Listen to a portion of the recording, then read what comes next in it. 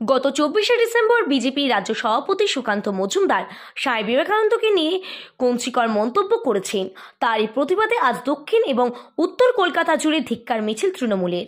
উত্তর কলকাতার মিছিলে নেতৃত্ব দিলেন রাজ্যের মন্ত্রী শশী পাজা। দক্ষিণ কলকাতার মিছিলে ধিক্কার মিছিলে নেতৃত্ব দিলেন তৃণমূল নেতা সায়নদেব চট্টোপাধ্যায়। এছাড়াও উপস্থিত ছিলেন 70 নম্বর ওয়ার্ডের কাউন্সিলর অসীম বোস, উপস্থিত ছিলেন 83 নম্বর ওয়ার্ডের কাউন্সিলর প্রবীর মুখার্জি।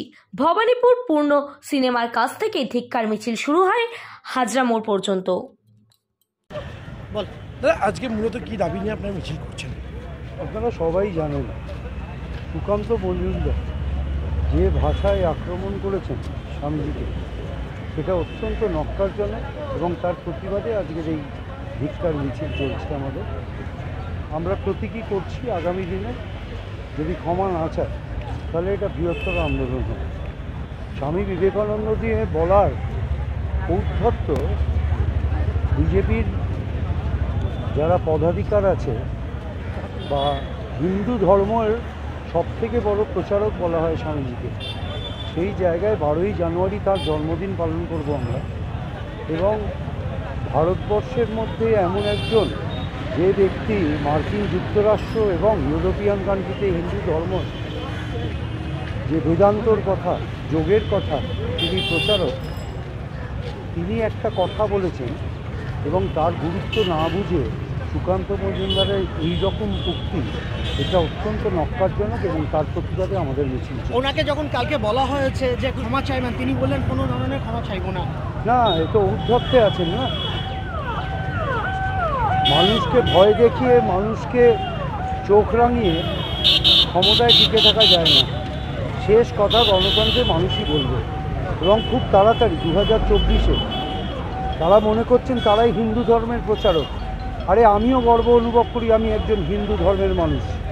তার মানে এই নয় যে সকল মনীষীরা আছে যারা এতদিনে যাদেরকে সামনে রেখে আজকের তারা এগিয়ে চলেছেন তাদেরকে অপমান করবেন। এবং সেটা তৃণমূল কংগ্রেসের পক্ষ থেকে আমাদের নেত্রী মমতা বন্দ্যোপাধ্যায় থেকে শুরু করে, আমাদের সাধারণ সম্পাদক অভিষেক বন্দ্যোপাধ্যায় থেকে শুরু করে, আমাদের দলের প্রতিটি নিচের স্তরের কর্মী থেকে শুরু করে আমরা কখনো এটা বরদাস্ত করব না। তাই এই প্রতিবাদ চলবে। কি দাবি নিয়ে আপনাদের মিছিল? গত 24শে ডিসেম্বর ব্রিগেডের ময়দানে ভারতীয় জনতা পার্টি একটি অনুষ্ঠান, গীতা পাঠের অনুষ্ঠান করেন। সেখানে সুকান্ত মজুমদার, তাদের দলের সভাপতি, উনি স্বামীজিকে, স্বামী বিবেকানন্দকে নিয়ে কটূক্তি করেন। স্বামীজির বক্তব্য যে মানুষ গীতা পাঠ পরে করবেন, আগে ফুটবল খেলুক শারীরিক এবং মানসিক শক্তি বৃদ্ধি করার জন্য, তিনি সেই বক্তব্যকে অসম্মান করেছেন এবং সেই অসম্মানের বিরোধিতা তৃণমূল কংগ্রেস করছে। এবং তৃণমূল কংগ্রেসের নিয়ম অনুযায়ী এবং আমাদের ওপর যে ইনস্ট্রাকশন আছে, আজকে গোটা বাংলায় তৃণমূল যুব কংগ্রেস ধিক্কার মিছিল জানাচ্ছে।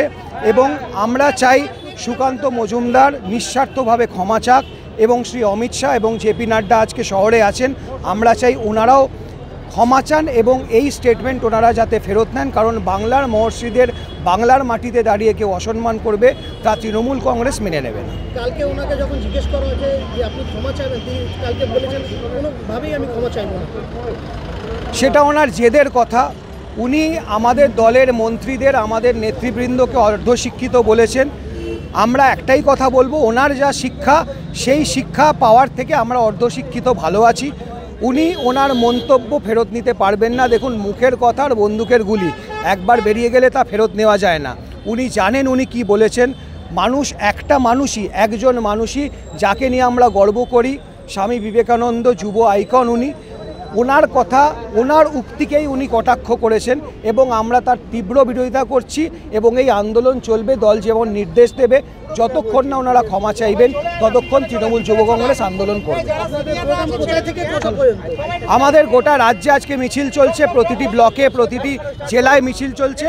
আজকে আমাদের দক্ষিণ কলকাতার এই মিছিল হাজরা মোড়ে গিয়ে শেষ হবে এবং তার সাথে সাথে আমাদের সভানেত্রী সায়নী ঘোষ, উনি উত্তর কলকাতায় মিছিল এক্ষুনি উপস্থিত আছেন এবং প্রত্যেকটি জায়গা আজকের এই ধিক্কার মিছিল চলছে। আমাদের হাতে ফুটবল এবং স্লোগান দিয়ে আমরা ধিক্কার জানাচ্ছি।